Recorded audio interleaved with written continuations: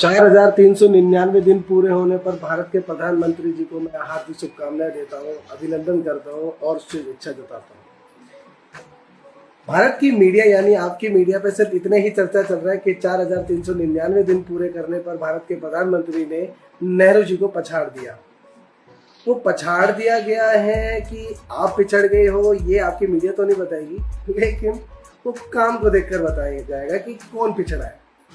तो वो काम तो आपकी मीडिया नहीं करेगी, वो हम जैसे लोग करेंगे।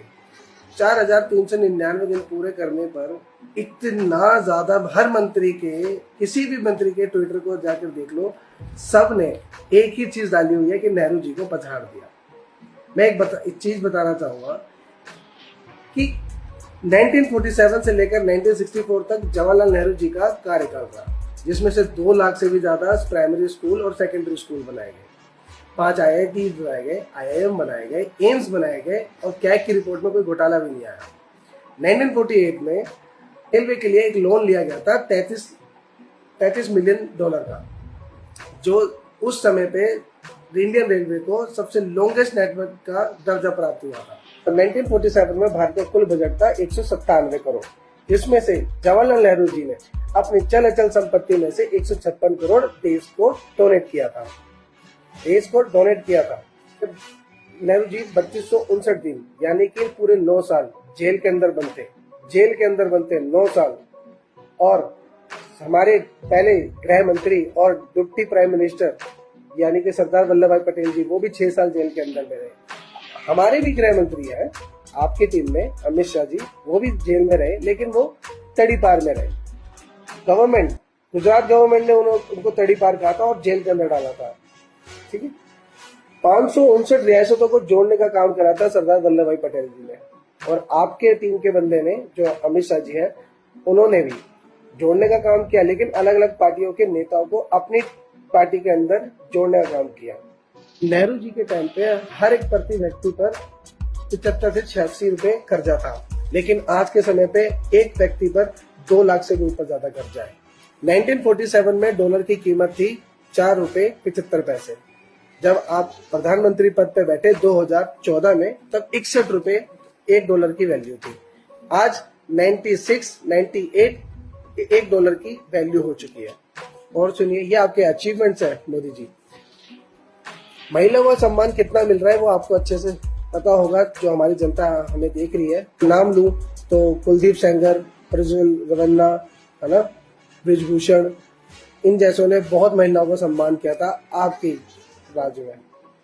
और मैं बताना चाहूंगा कि हमारे देश के अंदर में इतने ज्यादा चोर निकले सिर्फ आपके राज्य के। नीरव मोदी, ललित मोदी, विजय माल्या, और अभी नया आया राजेश मेहता, राजेश इंफ्रास्ट्रक्चर वाला, 15.15 लाख करोड़ का घोटाला। मैं ये नहीं कह रहा कि हर जगह से थोड़े बहुत होते हैं कुछ घोटालेबाज, लेकिन ज्यादातर तो आपके राज्य से निकल रहे हैं घोटालेबाज। सड़क परिवहन मंत्री नितिन गडकरी जी, इनके काम तो इतने ज्यादा बेहतरीन है कि स्पेस टेक्नोलॉजी का जो यूज किया इन्होंने, मैं आपको बताना चाहूंगा कि नेहरू जी के टाइम पे कोई भी कंस्ट्रक्शन खराब नहीं था, लेकिन आपके समय पे, आपके बिहार राज्य में 20 साल से आपकी सरकार है, 20 साल से, जिसमें से 15 दिन के अंदर में 12 पुल गिर जाते हैं। उत्तराखंड में 10 साल से आपकी सरकार है, 25 कंस्ट्रक्शन गलत होती है और वो पर्यावरण और नेचर सबको खराब करती है आपके राज्य में। आजकल वो E20 का तेल भी बेच रहे हैं, वो उसी में लगे पड़े हैं अपने बेटे के बिजनेस को बढ़ाने में। प्रयागराज से ही आते हैं हमारे जवाहरलाल नेहरू जी, जिसको आपने आज प्रयागराज बनाया, वो इलाहाबाद था उस टाइम पे, वहां से आते हैं। लेकिन उनका कोई वहां का व्यक्ति, कोई दोस्त उनकी छत्र छाया में अमीर नहीं बना, जैसे आज अंबानी और अडानी जी छत्र छाया में, आपकी छत्र छाया में बन के अमीर बन रहे हैं। ठीक है, और पेपर लीक भी एक बहुत बड़ा मुद्दा है पेपर लीक का, जो आपकी कैबिनेट मिनिस्ट्री में धर्मेंद्र प्रधान जी संभाल नहीं पा रहे हैं और आप उनसे रिजाइन भी नहीं ले पा रहे हैं। लेकिन आपके टेन्योर में इतने एलिगेशन और आप उन पे किसी पे एक्शन भी नहीं लेते हैं। दूसरी बात, जब रेखा गुप्ता आई थी 1576 या 75 के आसपास दारू के ठेके थे, लेकिन आज के समय पे 714 ठेके हैं दारू के, 714। तो ये था एक छोटा सा विश्लेषण आपके काम का और नेहरू जी के काम का। फिर भी अभी भी कुछ लोग देखेंगे और बोलेंगे मोदी है तो मुमकिन है, मोदी है तो मुमकिन है, हकीकत है, मुमकिन है। जय हिंद, जय भारत।